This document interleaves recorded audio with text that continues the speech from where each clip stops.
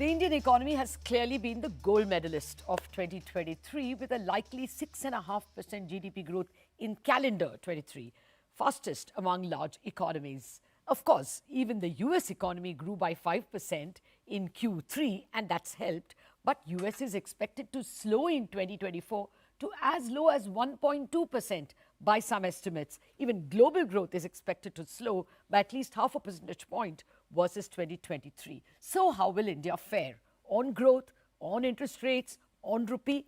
Well, I have with me an elite panel of economists and bankers. Samiran Chakrabarty, Chief Economist at Citi, Neeraj Gambhir of Axis Bank, Santanu Sengupta of Goldman Sachs and Sakshi Gupta of HDFC Bank. Gentlemen and Sakshi, thank you very much for your time. Hope it's a grand new year for all of you. Let me start with you, Samiran. Exactly that, the growth question. Of course, we've done very well in FY24 with probably 7%. But how's FY25 looking? Will global clouds bring us down drastically? Good morning, Lata. I think the broad domestic fundamentals on growth are doing quite fine, although there is a distinct composition difference that we expect the fourth consecutive year when investment growth will be surpassing consumption growth, which has not happened in India's history in the past. But there, on the headline growth number, there could be a modest 50 basis point lower GDP growth. That's primarily because of global growth slowing materially. Citi global economists expect global growth to fall from about 2.7% in 2023 to 1.9% in 2024. That headwind India will have to deal with, and that's primarily the reason why we expect a 50 basis point kind of a slowing in growth in FY25. But Shantanu, let me put in some domestic constraints as well. One, the fiscal deficit will have to be brought down. That was quite a steroid in the last 3 years when we did very well. Assuming it comes down to 5.5%, that that kind of capex growth may not be there. And secondly, as of now, there isn't enough conviction that the government capex has handed over the baton to private capex. So, your estimates of growth? Yeah, thanks, Lata. Exactly, because of the fiscal drag, we think that growth will be lower. We are sub 6.5% for fiscal year 25. We are more optimistic on US growth in particular. We think that US growth is printing north of 2%. But given the fiscal drag and especially the capex, as you said very correctly, has to come down. You cannot have capex growth in the region of 25-30% that you have seen in the last 3 or 4 years. This is going to be at best growing at nominal GDP growth rate or maybe even a little bit lower. So the private capex recovery, in our view, is more a second half story than the first half story. The first half story is still going to be elections. And therefore, our growth estimate is slightly lower than 6.5% for fiscal year 25. There are a good 60% of people in our poll who are expecting between 6.2 and 6.4. So you have a lot of support, Shantanu. On the same issue, Sakshi, I mean, the other point that do you see private capex picking on the baton at all? There seems to be, of course, bits and pieces, but can it really fire growth, private capex? Yeah, Lata. So our estimate for next year is for growth at 6.3%. Growth is going to slow down from the global slowdown. And of course, we are going to see some amount of fiscal drag. I think on top of that, you will also see that monetary policy remains tight for at least the first half of the year. And, even if we get rate cuts in the second half, they are going to be very, very gradual. So all these factors will weigh on growth. I think on the private capex side, I don't think that, in the next 2 quarters, we are going to see a significant revival. And I think we are not going to see a broad-based pickup in private capex. Once the election uncertainty is over, I do think that by the second half and towards the end of the second half of next fiscal year, you might start seeing more broad-based signs of a private capex revival. And why I say that is that capacity utilization rates are high in the economy. We are going to see a consumption slowdown, but not a collapse.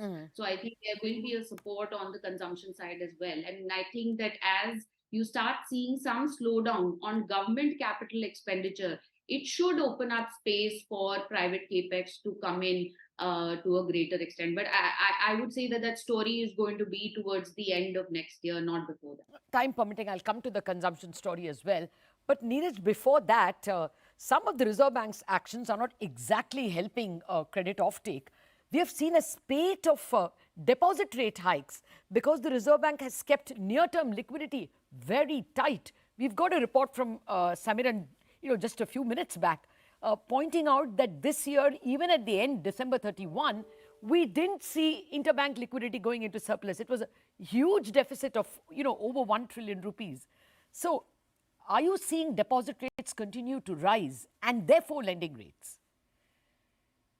So Lata, on liquidity, I think Samiran's take is absolutely on the point. The government spending has not kicked in as much as expected, and which is what kind of leading to the interbank liquidity in the deficit, even though the overall system liquidity continues to be about 2 trillion plus surplus. So it's lying as government balances with RBI. While the government has been spending, but if you look at the net difference between the receipts and expenditure, I think it is a bit sort of muted. And expecting that in the Jan to March quarter, we will see some of this spending come through. And if that spending comes through, then obviously it will have some bit of a moderating effect on the interbank liquidity deficit. Otherwise, we expect the deficit to continue. I think the system liquidity will continue to be in a bit of a tight mode.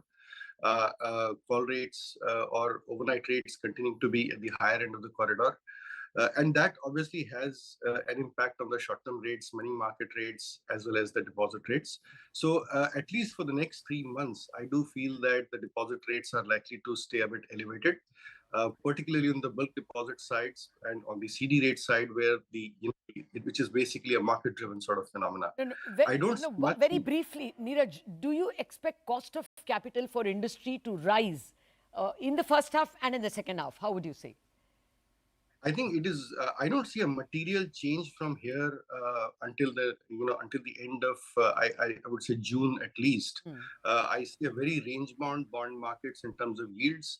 I think deposit rates, depending on which part of the deposit segment you look at, there could be some movements here and there. But broadly, it's a very, very stable, rate regime that we are looking at currently. Okay. So not endangering cost of capital. But Samiran, let's therefore bring the question to rates.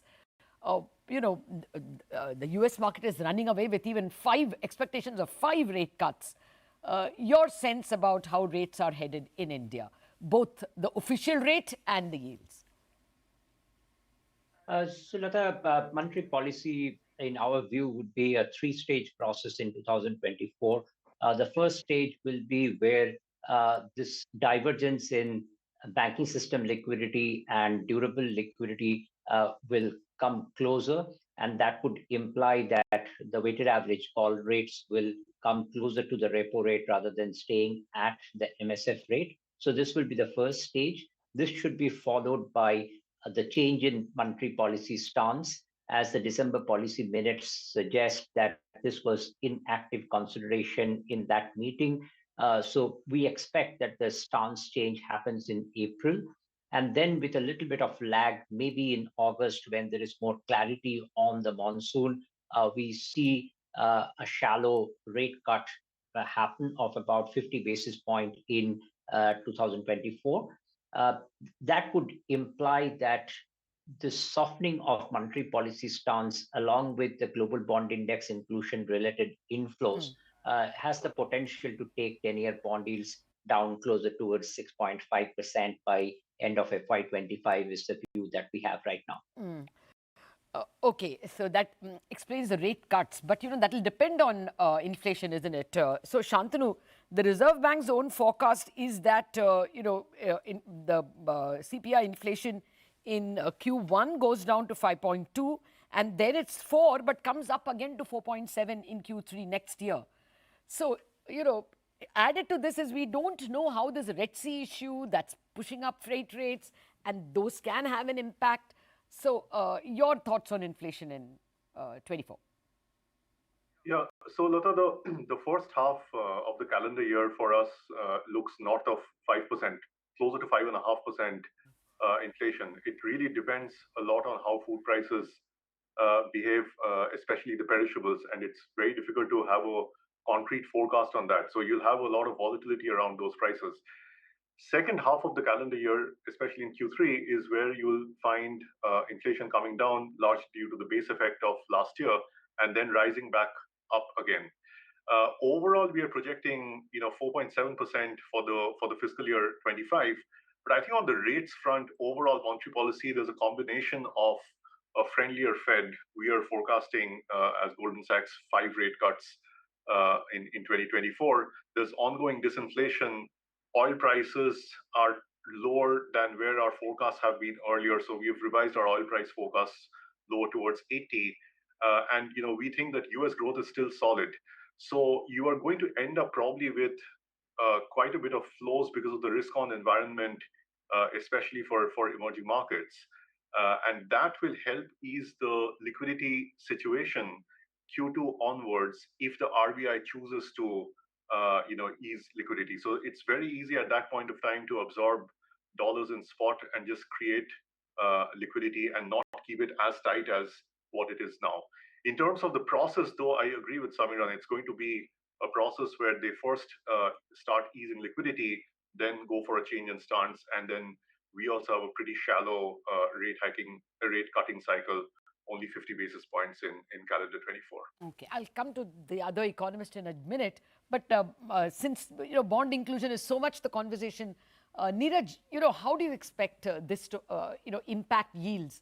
Do you see a combination of US rate cuts and the coming in of this money and buying away Indian bonds, bringing yields down substantially? I mean, are we seeing sub 7 very soon for the 10-year, well before June? And does it go all the way down to 6.5?